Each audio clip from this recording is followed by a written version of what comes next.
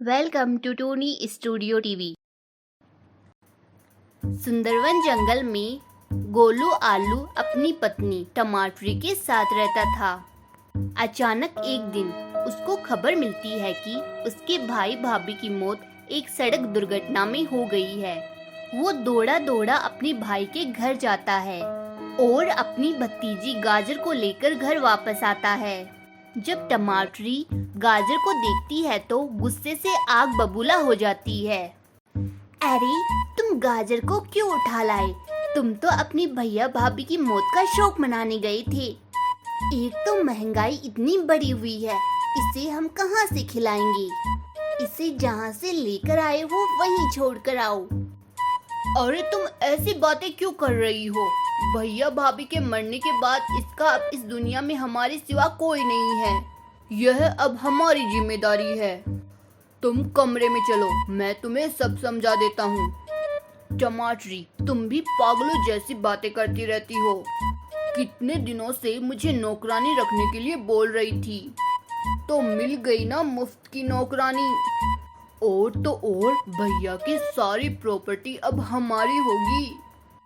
गोलू की ऐसी बातें सुनकर टमाटरी कहती है, आपके पास तो बड़ा शातिर दिमाग है, ये भी मुझे आज पता चला। टमाटरी फिर गाजर के पास जाती है। आओ गाजर बेटा, मेरे पास आओ। मैं तो तुम्हारी माँ के समान हूँ। आज से मैं तुम्हारी माँ और अंकल तुम्हारे पापा हैं। इस तरह कई दिन बीत जाते हैं।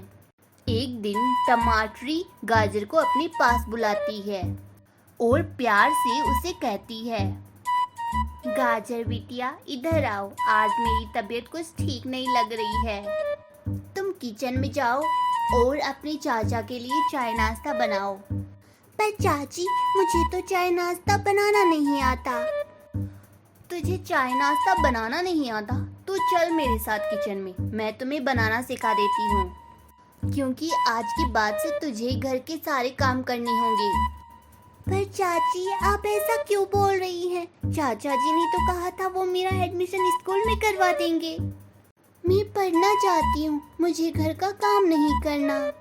मुझे तो डॉक्टर बनना है।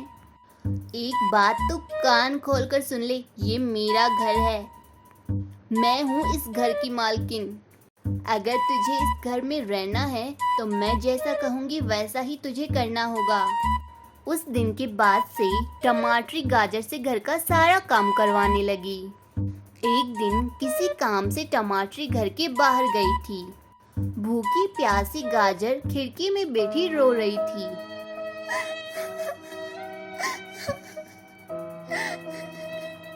मम्मी पापा, आप मुझे छोड़कर कहाँ चले गए? मुझे भी अपने साथ ले जाते। चाची मुझे बहुत दुख देती है, मुझे भी अपने पास बुला लो मम्मी पापा। मैं चाची के साथ नहीं रहना चाहती। जब गाजर से भूख बर्दाश्त नहीं होती तो वो टमाटरी की पड़ोसन प्याजों के घर जाती है। आंटी, कुछ खाने के लिए है तो मुझे दे दो, मुझे बहुत जोर से भूख लगी है। मेरी चाची ने कल से मुझे खाने को कुछ नहीं दिया। अरे चुप हो जा बच्ची, मैं तुम्हें अभी खाने को देती हूँ। मुझसे तेरा रोना नहीं देखा जा रहा है, लेकिन एक बात का ध्यान रखना, इसका पता तेरी चाची को नहीं चलना चाहिए। उसे मत बताना कि मैंने तुझे भोजन दिया है। गाजर जब प्याजों के घर से भोजन लेकर आ रही थी तब तक टमाटरी घर आ जाती है और फिर टमाटरी गाजर के हाथ में भोजन देखकर उसे डांटने लगती है। कम भगत, इसी दिन के लिए क्या मैंने तुझे घर में रखा था? तूने तो मेरी नाक ही कटा दी। तू मेरी पड़ोसन से भीख मांगकर भोजन लेकर आई है। तेरी इतनी हिम्मत, अब मैं तुझे इस घर में एक वक्त नहीं रखना चाहती। चल निकल मेरे घर से और कहीं दूसरी जगह जाकर मर जा। रोती बिलखती गाजर एक पेड़ के नीचे बैठ जाती है।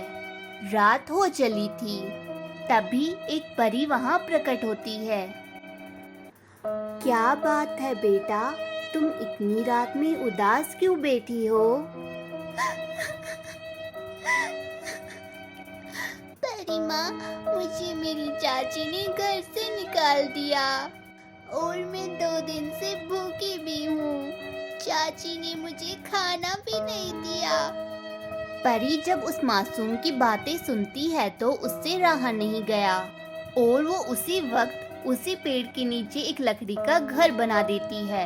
उस घर में गाजर के लिए भोजन की कोई कमी नहीं थी। इस तरह गाजर खुशी खुशी उस लकड़ी के घर में रहने लगती है। हमारी वीडियो का कौन सा पार्ट आपको अच्छा लगा कमेंट करके बताइए। और हाँ, वीडियो अच्छी लगी हो तो इसे लाइक करें, शेयर करें और हमारे चैनल को जरूर सब्सक्राइब करें। Thanks for watching.